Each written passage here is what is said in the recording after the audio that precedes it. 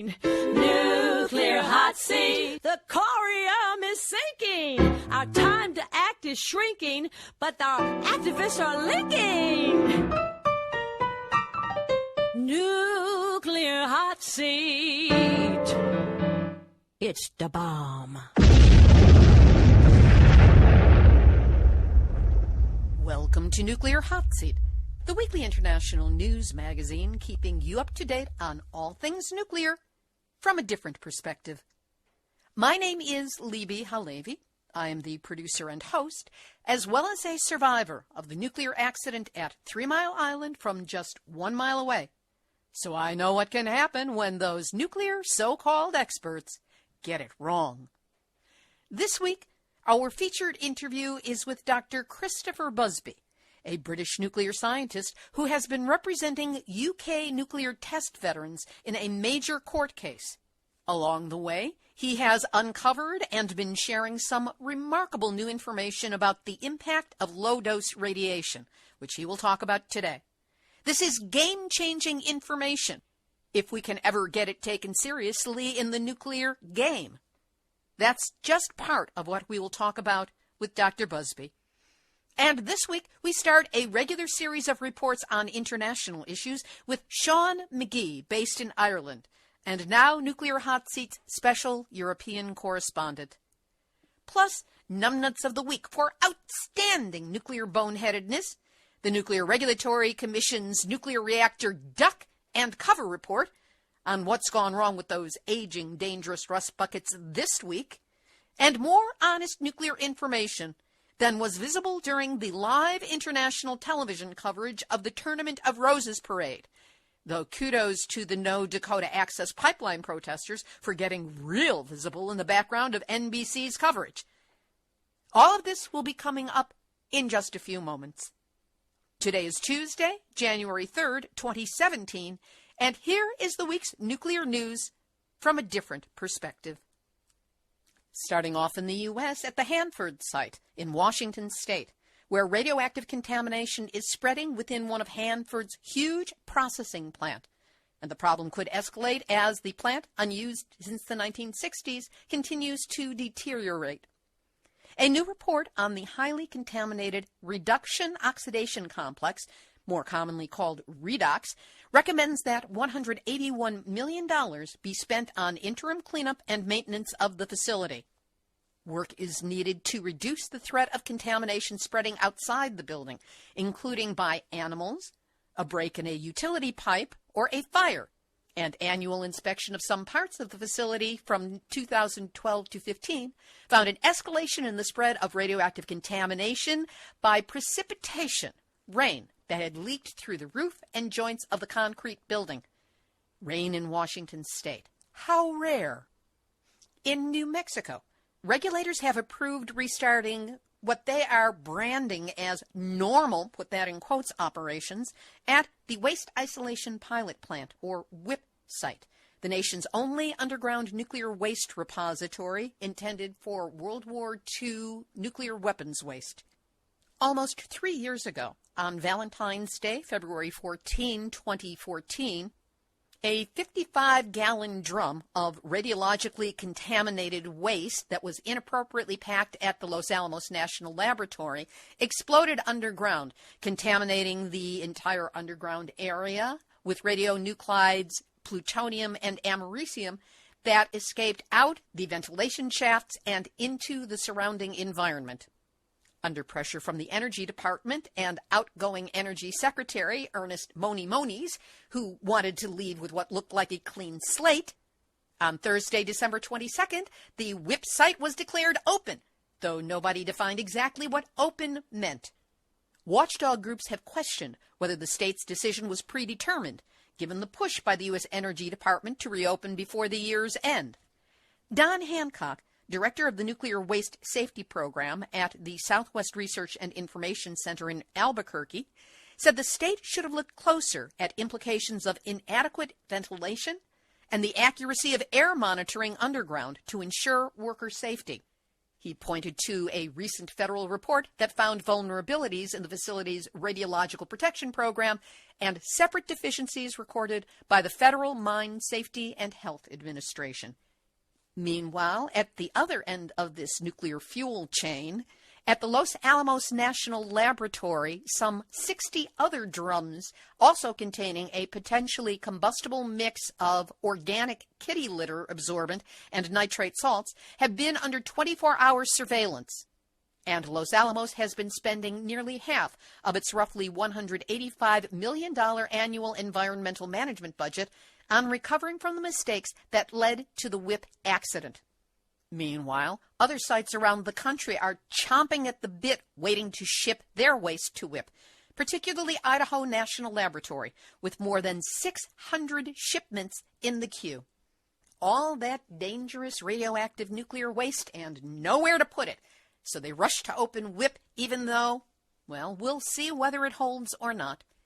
And in this numbnuts adjacent story, which falls under the category evil numbnuts, in North St. Louis, the Environmental Protection Agency has chosen a contractor to investigate claims and laboratory tests that show radioactive waste has found its way into a home adjacent to the Westlake landfill, and that contractor is one that has other contracts with Republic Services, which is the company that owns and operates the Westlake landfill. Conflict of interest, anyone? On the website of Mike Grogozinski, who is the quote-unquote expert who has been hired by the EPA, he touts that he and his teams have worked with top-level industry clients, including Republic Services. Yeah, sure, that's going to be an objective report. Not. And if that's not scary enough, it's time for the nuclear reactor deck and cover report. So many to catch up with. At Palo Verde in Arizona on December 15, an alert was declared. That's 2 steps up on a 4-step scale to kiss your ass goodbye. That's because there was a catastrophic failure of an emergency diesel generator. An explosion resulted in visible damage to a safety system required for a safe shutdown, and they don't know what caused it. At the Columbia Generating Station in Washington on December 18, the plant experienced a full reactor scram based on a reactor high-pressure trip. A twofer at Sequoia in Tennessee, on December 13, water containing radioactive tritium spilled into a storm drain. The NRC labeled it inadvertent. And on December 30th, Sequoia experienced a manual reactor trip due to the control rod not withdrawing as expected. Ain't that what they always say? Fermi in Michigan must be in some kind of competition nobody else knows about for the most reports, the most NRC events in less than half a month. On December 14, technical specifications for secondary containment pressure boundary were not met numerous times because of high winds. Happened again later that afternoon. And that same day, a sanitary sewage leak deposited approximately 100 gallons of sewage into the storm drain system. A trifecta for Fermi, but wait, they're going for the record here.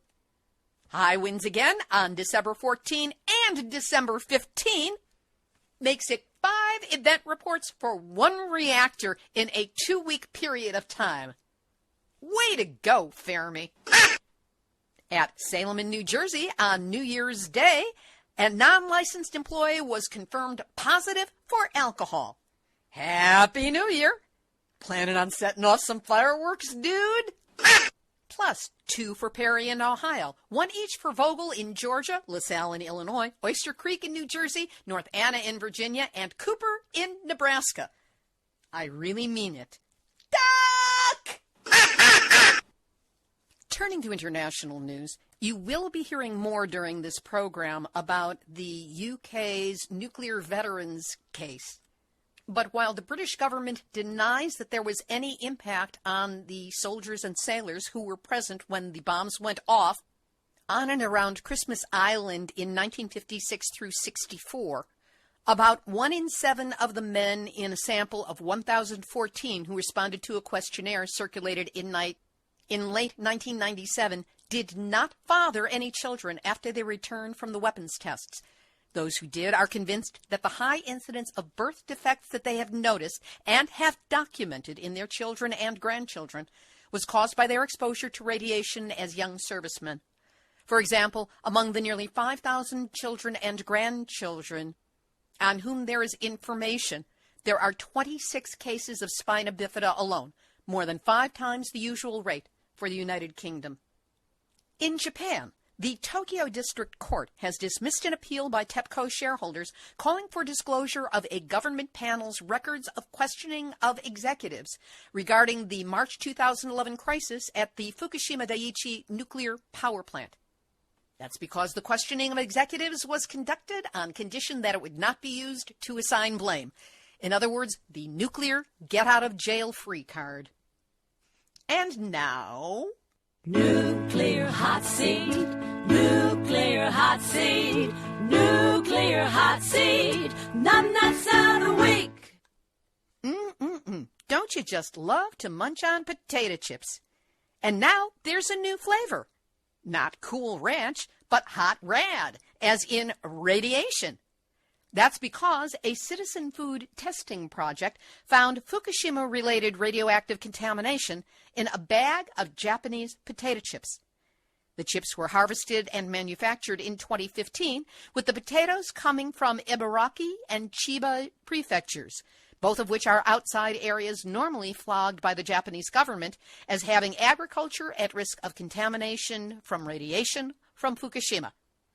Kampu, the testing group, found both cesium-134 and 137 in the chips. The brand Cal-B can be found in Japan and is also sold globally, including here in the good old US of A.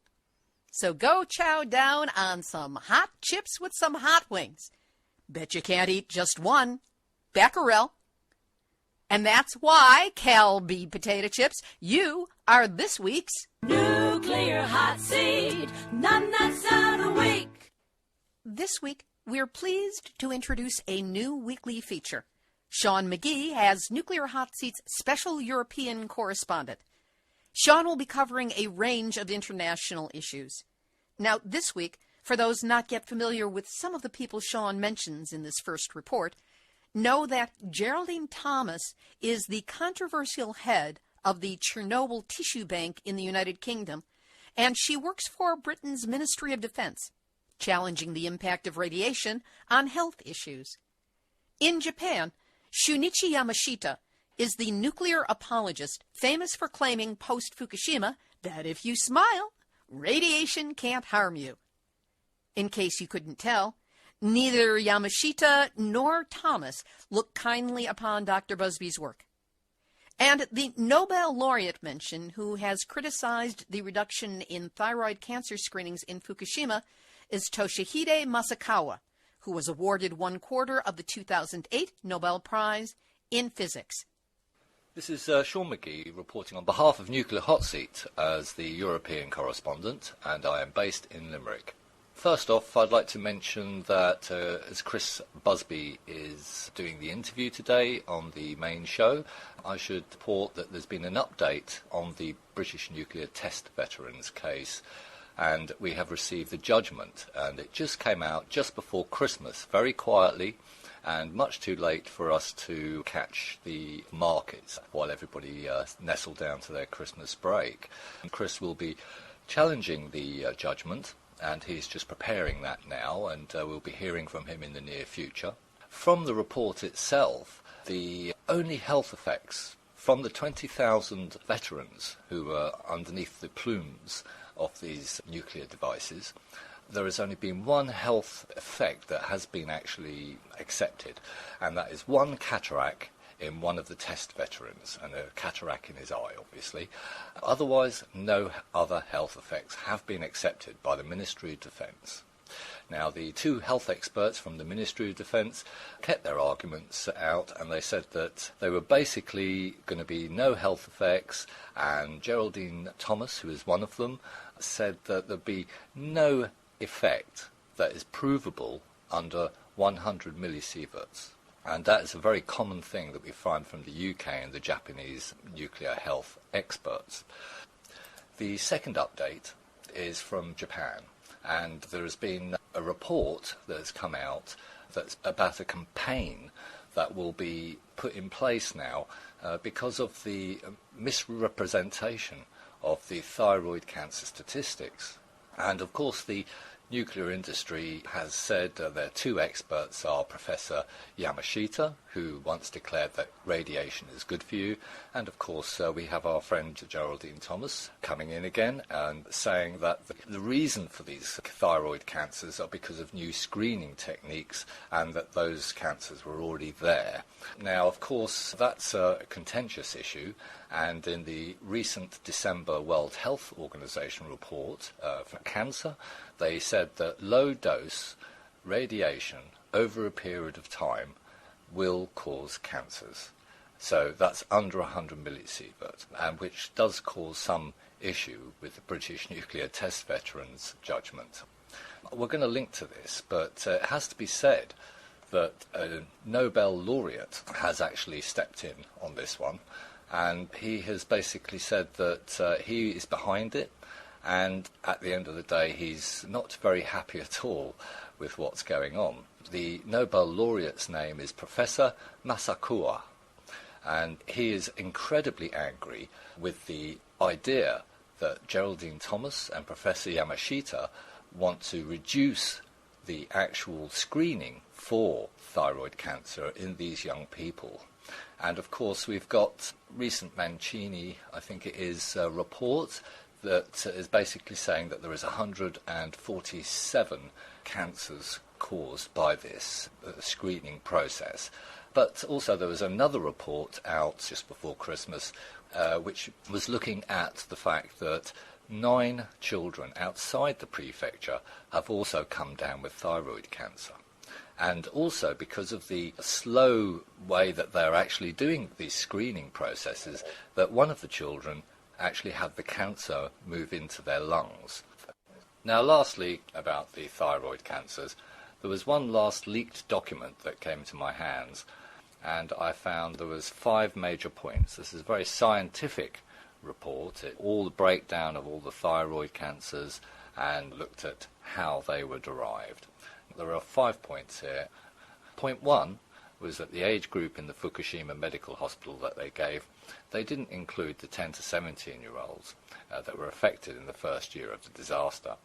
And this skewed the public figures, obviously, for the thyroid cancers.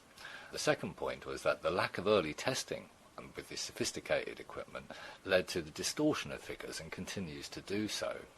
And so the third point, ignoring the findings from Chernobyl, which they did, is criminally negligent. And the fourth point is that figures of actual cancer rates are played down in the media, and they state that there's 147 confirmed cancers when there are actually 183. And these don't cover the 9 reported cases in the outlying areas around the Fukushima prefecture.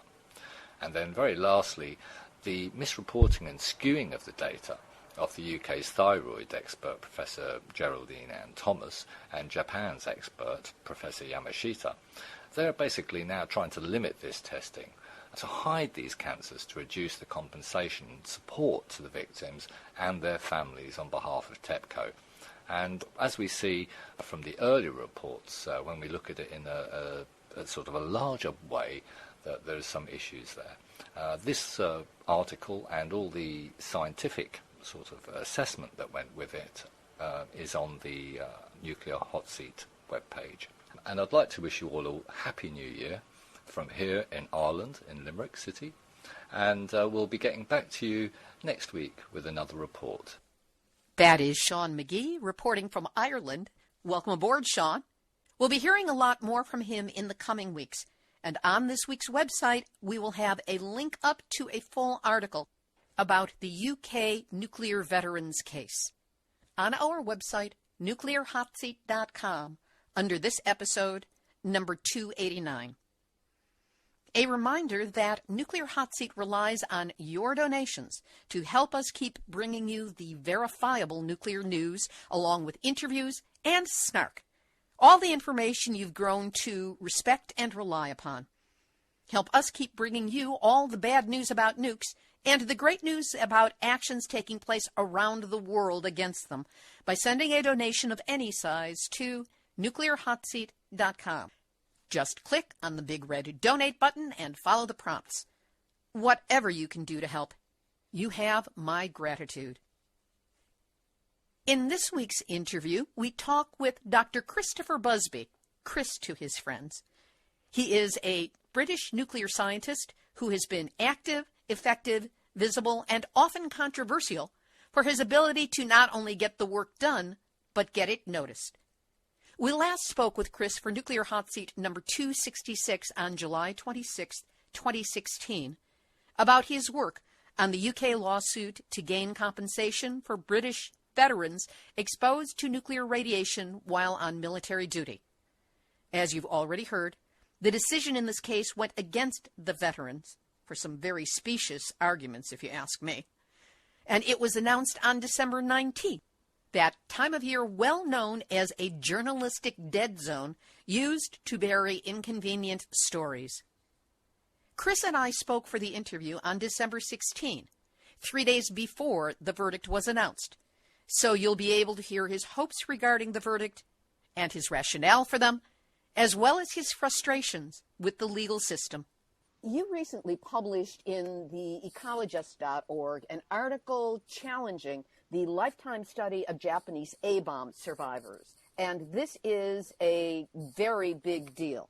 Could you tell us, first of all, how you came to be aware that there were flaws in this study and what the import of this study is?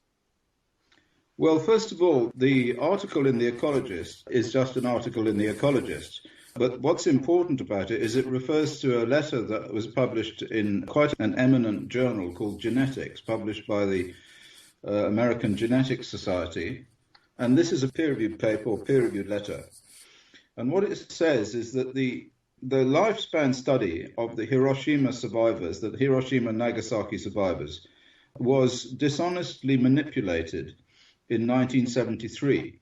And as a result of this, all of the results that are taken from that series of studies are invalid. Now, the reason why that is important is because all of those results are results that feed through and form the basis for the current radiation risk model. So in other words, when they define under the law that you can't get more than a certain dose, and this is the law in America, nobody can be given more than 1 millisievert in a year. And also in Europe, there's a law called the Basic Safety Standards, in which they say that releases to the environment aren't permitted if they give members of the public more than 1 millisievert. And I'll talk about what that means later on. But it defines the kind of dose that you can get from radiation from a nuclear site or from depleted uranium or basically from any practice involving exposure to radiation. Now, all of those laws are based almost entirely on this risk study of the Japanese survivors of the atomic bombs at Hiroshima and Nagasaki. Explain what that study was and how it came about so we know what you are referring to as we move forward. After the atomic bombing of Hiroshima and Nagasaki, there was a lot of anecdotal reporting of increases in cancer, and there was a lot of fear about the effects of radiation. That was in 1945.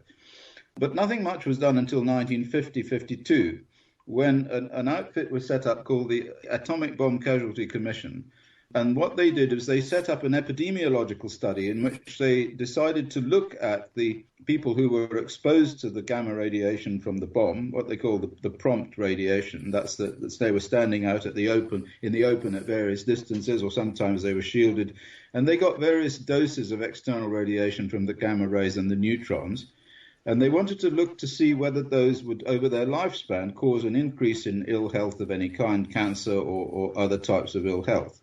So they chose groups of people and selected them from the population in Hiroshima according to how far they were away from where the bomb exploded, and that gave them a sort of definition of the kind of dose.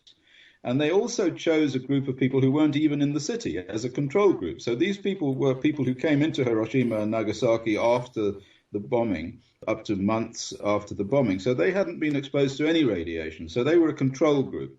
And so this is quite a reasonable epidemiological study. It's how you would do it. It's not perfect, but it's pretty good. And it's kind of all you could do. So you look at people who've been exposed and you compare them to people who were not there, who weren't exposed. And then over their lifespan, you see how many cancers there were in the exposed people and how many cancers there were in the unexposed people. And obviously the excess cancers in the exposed people, you relate to the dose that they got. And that gives you a relationship, very important this, between radiation dose and cancer, right? So that's what you're looking for. That's what you want to get out of this. You want to get how much radiation dose causes how much cancer. And this was okay up until 1973, when I found out quite recently, this last summer, through various experts that I looked at and also from forensically digging into the literature associated with this, that in 1973, they abandoned the control group, the people who were not in the city. And the reason they abandoned them is because they considered that those people were too healthy. That was really the reason. They even wrote that down. They said that the people were too healthy who were not in the city. Now, the thing is, the other way of looking at them being too healthy is that the people who were exposed to radiation were too unhealthy, because all you're doing is you're comparing two groups, you see. So in 1973, they clearly discovered that there were too many cancers for their convenience, for what they wanted, to come out of it. And so they discarded their control group. Now, that is dishonest. That's dishonest. But not only is it dishonest, it means that all of the data that came out of that is invalid. It's suspect. It can't be used for the purposes that it should be used for. And of course, the purposes that it has been used for is to define the current radiation risk model. So the current radiation risk model is completely false, because the basis for that model is dishonestly manipulated. That's basically what my article in The Ecologist was about. You've now labeled this study a monumental fraud. You've had other phrases that you've used for it. But given that we are using a manipulated model of risk as the basis for understanding what risk is now, how is this playing out in terms of justifying the nuclear industry in all of its many forms?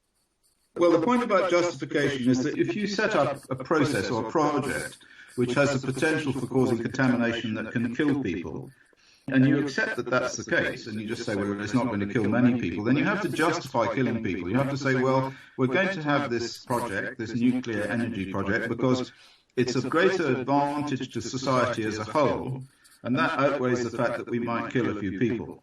I mean, they more or less accept within the current risk model that they're going to kill some people, although when you do the calculation, actually, that's not a small number of people. I mean, we can come on to that. But they start off by saying that all radiation exposures have to be justified. That's at the basis of all radiation law. So that's at the basis in Europe of the European Basic Safety Standards Directive, the Euratom Directive of 1996, which is now updated in 2013, and I'm sure that there's a similar clause inside the laws that pertain to the exposure of people in the United States. You've got to say, well, because we get an advantage for society, we can accept that a number of people are going to die. So that's justification. Now, the point is that if you get it wrong, if it turns out later on that the basis for your justification, that is to say, like so much radiation produces, let's say, for example, as it is at the moment, 1 millisievert, which is about half of the annual dose from natural background radiation, if you look at it like that, causes a death of one person in every 10,000 people exposed. And that comes directly from the BS7 report, the United States BS7 report. So 1 millisievert caused one death in 10,000 people. You can say that in a population like, and in fact in the Ecologist I use the population of Paris, which is about 10 million, you're going to have 1,000 people will die. And that's actually the law. You're allowed to do that. That has been justified. So in other words, it's been justified that every year 1,000 people in Paris can die as a result of an exposure of 1 millisievert. Apart from anything else, I mean, I think that's rather immoral, but still, that's what the law is. But the problem is this, that if the model, which is based upon the Hiroshima study, is wrong by some factor, and it turns out that it's wrong by a factor of upwards of 100 times, then instead of 1,000 people dying, you're going to have 100 times that. 100,000 people are going to die. Now, that's a massacre. So, in other words, you cannot possibly justify that.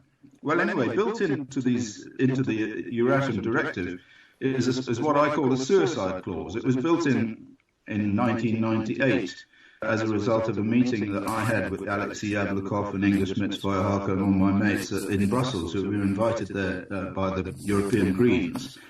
And we suggested that they put some sort of suicide clause in, because at that time evidence was emerging from Chernobyl that they got it wrong.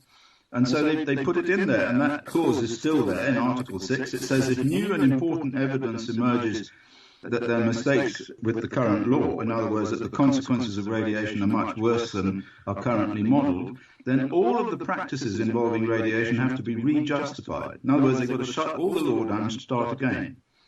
And that's the importance of what it is that we're saying, what it is that we found in this flaw that we found in the model that is at the base of their entire operation.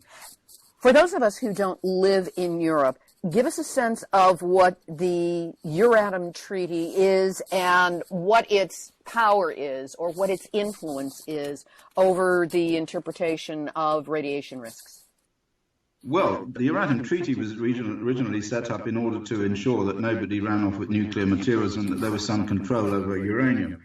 But with regard to its application in terms of radiation risk, in terms of the harmfulness of radiation and laws relating to radiation exposure, the Euratom 9629 law was set up in order to control the amount of radiation that people could be exposed to. So it's actually the law in Europe, and it's a pan-European law. It was put in place because different countries in Europe had different laws relating to the amount of radiation, for instance, contamination that they could get in food. So, for instance, in one country you might get so many becquerels of contamination in food would be permitted.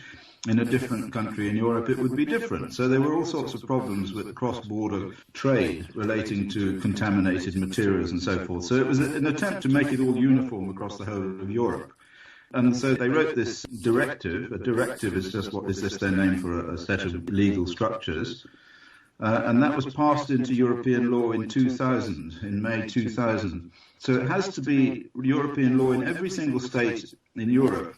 These regulations that come in under this Euratom directive have to be adhered to. So everybody has to do as they're told. And if they don't do as they're told, then it's an infringement and then they get fined and all the rest of it. So it's a proper law. And one of the things it says is that nobody can be exposed to more than 1 millisievert. Another thing that it says is that it's based on the radiation risks model of the International Commission on Radiological Protection. And the other thing that it says is if that turns out to be wrong, as a result of new and important information, then the whole thing has to be rejigged. They have to make a completely new adjustment to it. And that's what we're trying to force them to do now. And in fact, any person can do it. And the way it works in Europe is that any citizen can write to the justification authority or write to the Euratom people in their own country, and they are listed because that's part of the Euratom Treaty, is that there has to be a contact person in each country, and that person has to be available or listed somewhere so that you can write to them, and anybody can write to them and say, look here, there's a problem. The one problem is this one that I just raised, which is that basically the entire epidemiological study on which the ICRP model is based is wrong. But there are also lots and lots of other bits of evidence out there which they've ignored. There's another paper that I wrote with Inga Schmitz-Feuerhake and Sebastian Fruchtbach, which was published in January 2016, which shows that there was an increase in congenital malformation and heritable defects after Chernobyl in nearly every country where it was studied in Europe. And what that shows is that the error in the ICRP model, the error in the Euratom directive, is 1,000 times. It's not, as I was saying, upwards of 100, but in that case, for congenital malformation in children, it's upwards of 1,000. So what you're challenging is the basis for the nuclear industry justifying itself and its existence. Yes. I can't imagine that is being met with any great cheer by the industry and by the powers that be. What kind of pushback have you been experiencing? Well, it's a big deal. I mean, the pushback at the moment, there isn't any. At the moment, there's a sort of horrified, stunned silence. And they've written back to me and said that they will look into it. I've talked to the head of regulation in England. She phoned me up and I suggested that we have a talk about this, and she said she'd think about it. So are they taking it very seriously? And I have to say also another very sinister and rather weird thing has happened, and that is that in this court case, because we presented all this stuff in the court case to a High Court judge, Sir Nicholas Blake, and normally those court cases are decided on within about 6 weeks, so he has to go away, look at all the evidence, and then write a decision. And this is the court case dealing with the atomic veterans in England. That's correct. Yeah, that's correct. You see, because this argument about the failure of the risk model is how we came into that court case. So that was our main piece of evidence. We came in with experts from Europe and from Japan to show that the basis, the risk model, the Japanese lifespan study model, was wrong. We brought in Professor Shoji Sawada, who's a very old man now. He actually got blown up at Hiroshima, and he brought in evidence about this, showing that this risk model was wrong. So all of that evidence has now been put in at the highest level in the Royal Courts of Justice in London, and nothing has happened. It's been 6 months now, and we still haven't heard a decision from the judge. It's extremely unusual, this, and goodness knows what they're doing. I mean, I can't imagine what's going to happen. It's like we've bowled them all for six in some way, or at least I like to think that, and they're just like don't know what to do. They're just running around in circles. So there's no pushback. I think at the moment that they haven't figured out a move. And in this case, if they decide in favor of the veterans, in essence, what they're doing is giving validity to the points that you are making, which then, of course, would have reverberations in the international industry. I mean, it's not as if they don't know that. I mean, there were people there who, nowadays nothing is a secret. And in any ways, anybody could come in and sit on that court case, and the transcripts are available and so on. So everybody knows what it was we were doing. I think probably a number of people in the industry thought that we wouldn't make the case, but in fact we made the case very strongly. And the experts that the Ministry of Defence brought in to oppose us were really utterly pathetic. And in fact they didn't oppose us at all. They just went straight past us and talked about the dose and said it was too low. And they made no comment whatever, despite the fact that the judge asked them to, about all of these points we made about the failure of the risk model. So I think really in terms of just straight logic, if that judge follows it through in terms of the logic of the argument, then we will have won that case. But the problem is, you see, Libby, that if we win that case, and if we win this point that I'm talking to you about now and that I put in the Ecologist and all of the things that we're doing now, it's probably the biggest shake-up. Well, I can't even imagine anything similar. It's an enormous shake-up, an enormous political and economic shake-up of the whole world. It's a big deal, big deal. What are you doing to both, or is there anything you can do to follow up on this delay in the decision on the atomic veterans case? And what else are you doing to attempt to put forth this information that you have discovered in larger venues? Well, there's nothing that you can do as far as the judge is concerned. I talked to the solicitors who were, we took this case with another load of solicitors who are quite a posh outfit called Hogan Lovells, and they know what the law is much more than I do. And they say that, in fact, that there's nothing you can do. The judge could just delay his decision more or less forever. And if I put myself in the shoes of, this is what I like to try and do, is to put myself in the shoes of my opponent, the chess player that I'm playing. Now, two things here. The first thing is that if I were the Ministry of Defence, I would recognise now that I've lost this case. And also I would recognise that since I've lost this case, it will have all these ramifications relating to nuclear energy and nuclear power and nuclear submarines and weapons and depleted uranium and all of this stuff. And to say nothing about uranium shares. And so I think, well, what can I do? Well, I have to say what I would do is kill the judge. I would sort of poison the judge. Well, all right. Well, I'm not entirely joking here, actually.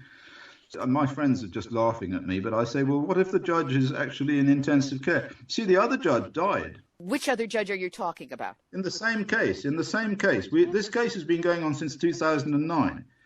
And it was heard in 2013. And in 2013, the solicitors for the veterans just threw me out just before the case was heard. And so my evidence never went in then. And we appealed that decision, and it went up to the appeal court, and we won the appeal, and it came back to this court again. But in the meantime, shortly after that decision was made, because when they threw me out, they lost the case. So my evidence didn't go in, and the then judge, Hugh Stubbs, he ruled against them, and he ruled on behalf of the MOD. So the MOD won that case, you see. MOD being Ministry of Defense? Ministry of Defense, yeah. The Ministry of Defense won the case on the first round, and then the judge suddenly died of pancreatic cancer. He disappeared. How did that impact the case?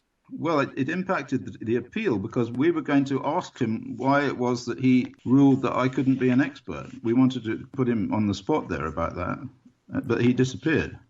But there was no problem with this most recent case or this most recent hearing that you were considered an expert for it. Well, no, I wasn't. They wouldn't let me be an expert on this one. I mean, we went up to the appeal court. We won the appeal so that we could hear the case again. But the judge in the appeal court said that Busby couldn't be an expert, not because he wasn't an expert. The Ministry of Defense wanted me thrown out because they said I wasn't an expert. Anyway, this was absurd, because I've written more than 35 papers in this area. So he said, no, it's all right, he is an expert, but he's biased because he's an activist. He writes things in the Ecologist, and he chains himself up to nuclear power stations. And, generally he's not the kind of person we want in a court as an expert. So he said he can't be an expert, but he said there's no reason why he can't be the representative. So then I went in as the representative, and I brought in a load of experts who were other people to make the point. By representative, you mean you came in as one of the attorneys? Yeah, as the attorney, yes. And I believe we discussed this previously on Nuclear Hot Seat, that worked out pretty well for you. It worked out very well, yes. The guy I was going to do it with had a heart attack and went into hospital. Then my daughter popped up, and she did it, and she's a clever person, so she and I did it together, and we did pretty well. We did okay. Although it was fantastically stressful, I have to say. It was 3 weeks standing on my feet saying, yes, my lord, no, my lord, on the other hand, my lord, and all that stuff. But yeah, sure, it was okay, and it was done. So now my lord has disappeared. I mean, we've got like 6 months, and we haven't heard from my lord. So I'm just wondering whether he's still around. Anyway, I hope so. He's quite a nice old chap. Well, I say old chap. He's younger than me, anyway. What are your next steps as regards this crucial information that will change our international perspective on the risks and the dangers of nuclear if it's taken seriously and known widely enough? Yes, all right. Well, there are two things that I'm going to do. The first thing I've started a campaign in Europe where I'm going to go to all of the people that I know who are anti-nuclear, and I'm going to get them in their own countries. And some of these countries will be countries that don't have nuclear power, so they won't really care very much about what they do in the government there. And I'm going to get them to trigger the suicide clause in the Euratom directive, because all of these little countries like Slovenia and Luxembourg and Malta and, tiny little places with no nuclear power. I mean, and the Baltic states, you've got Latvia, Lithuania, no nuclear power stations. You've got Estonia, Norway. You've got lots of little countries that would be prepared to consider the fact that the Euratom directive is not built upon rock, but it's built upon sand. And now that this stuff is in the literature, we could say, look, here is the evidence that it's built upon sand, and you've got to re-justify it. So they could do all that. So that's my plan. My plan is to have this re-justification campaign in Europe. And that's easily done. We've made a number of websites, and we've put templates for demanding re-justification. We've put lists of all the people, all the Euratom contacts in each of the European countries.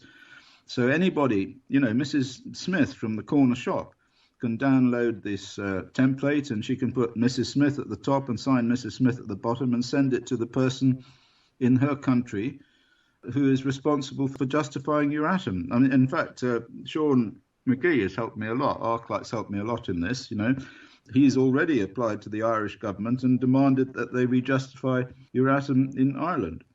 And, of course, it means something in Ireland because, they've got Sellafield just across the road, and they've got all of the radiation from Sellafield coming up on the beaches there.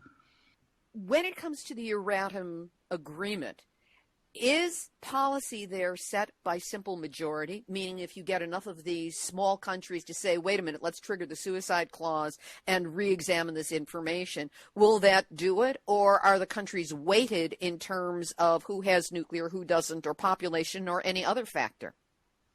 Well, the way I see this is that for many, many years, what I call the nuclear military lobby, the nuclear military organization or whatever, the them in the us and them argument, have infiltrated the upper levels of all the organizations in Europe and probably in the world with people who believe in their operation. So I have no doubt that most of these organizations in the member state countries will have a lot of pro-nuclear people in them, but not all of them, not all of them. And I also think that a lot of these people are just acting a bit like robots. They haven't really thought it through. And I have a sort of belief that there are some good people and some moral people out there, and people who might change their mind when they actually see the scientific evidence. And frankly, it only needs one country. It only needs one country. And this is done in one country, incidentally. So, for instance, Luxembourg, for example, or Belgium, for example, and they've got childhood leukemia clusters near Belgian nuclear power stations, might say, well, we think that actually there is something to be said here, so we're going to justify it in Belgium. They're entitled to do that under European law. They can re-justify it in the member state country. So that's the first thing. It would only need one country to do that, and the rest of them would go down like dominoes. And now the second thing I can do, given enough energy and so forth, because it involves quite a lot of work, is I can continue to publish articles like this, or research articles in the peer review literature. And that's something I've been doing more and more lately, because my status, if you like, my credibility in the scientific community has been increasing.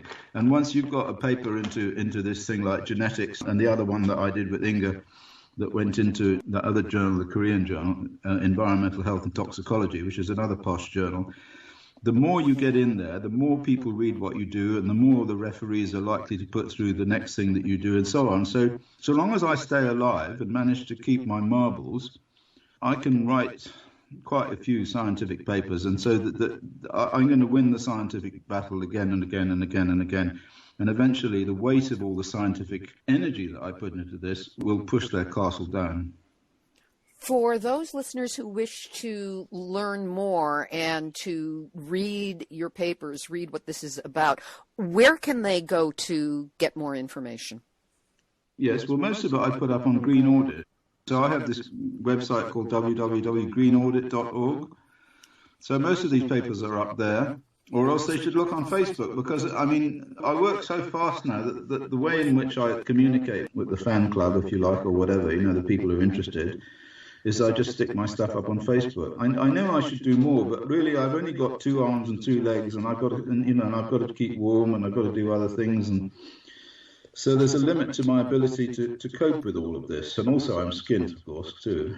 I just sort of do my best. But yes, Green Audit is the place to look, or the Low-Level Radiation Campaign, or else my friend in Latvia set up a website called Chris Busby Exposed. I haven't been too good at this, I have to say, Libby. I'm not really somebody who spends their time telling everybody what I'm doing, I tend to put my energy into doing it rather than advertising what I've done. It does require a whole other skill set and a lot of energy to keep your feet in both of these arenas. Would that we had somebody who would take care of that for you. Is there anything else that we haven't covered that you would like to speak on at this time? The other thing that I'm involved in at the moment is looking at what's called the dose response. Okay, this is very important with regard to radiation risk, because it's been generally assumed, and it's built into the radiation risk model, that if you double the exposure, you double the effect. I don't know if this is going to be too technical, but I'll say it anyway. All of the ways in which radiation epidemiologists have been working in the last, 20 years, have increasingly been on the basis of fitting a single straight line to data relating to different dose levels. So you get a little bit of dose, bigger bit of dose, bigger bit of dose, bigger bit of dose. And so what they do is they draw a straight line through all of the cancers for all those different dose groups. But actually what we've discovered, and what's clear in the evidence, is in fact the biggest effect is at the lowest dose. And then from then on, it goes down. And the reason for that is that cancer always starts in a single cell. We know that from all sorts of experiments that have been done and from analyses of the way in which cancers develop. It starts in a single cell. And so if you kill that cell, if the dose is big enough to kill the cell, you can't get a cancer, do you see? So as you go up from the very little doses and you go up and up and up and up and up, first of all, what you do is you cause mutations in the cells, which then lead to cancer. But at above a certain dose, and it's quite a low dose, you start to kill the cells, and so you can't get any cancers because the dead cells don't give you cancers, right? So this whole idea that you've got this thing called the linear no-threshold dose response, which is how they define their model, is just quite wrong. I mean, it's implausible biologically for the reasons that I've just given. I mean, let me give you an example about babies. We found after Chernobyl that there was a big increase in congenital malformations. If you look at the congenital malformation rate in all of the countries in Europe after Chernobyl and compare it with before Chernobyl. As I said to you before, this represents a 1,000-fold excess risk in congenital malformation at low dose. But the trouble is at high dose, you don't get congenital malformations. And the reason is that the babies never make it out of the womb. You see? You get miscarriages. And there are no statistics on the miscarriages after Chernobyl. Well, of course, they don't have any statistics on miscarriages after Chernobyl. You know, there's no studies of miscarriages after Chernobyl. But I can tell you we did a study of miscarriages for the test veterans. I mean, one of the things we discovered with the test veterans, I did a study which I published in 2012. And there was another woman called Rabbit Roth who did one in 1999. And both of these studies showed there was a 10-fold increase in congenital malformations in the test veterans' children, and it was about also 8 to 10-fold in the grandchildren as well. But what I did in my study was I asked about miscarriages. And so when we looked at our study, we found that there was an enormous increase in miscarriages also in the two. So first of all, we had an enormous increase in miscarriages in the wives of the test veterans after they came back from the test sites. And the second thing is that a lot of them were infertile. So a lot of them couldn't have babies. They'd been damaged to the point that the babies didn't even implant in the womb, you see.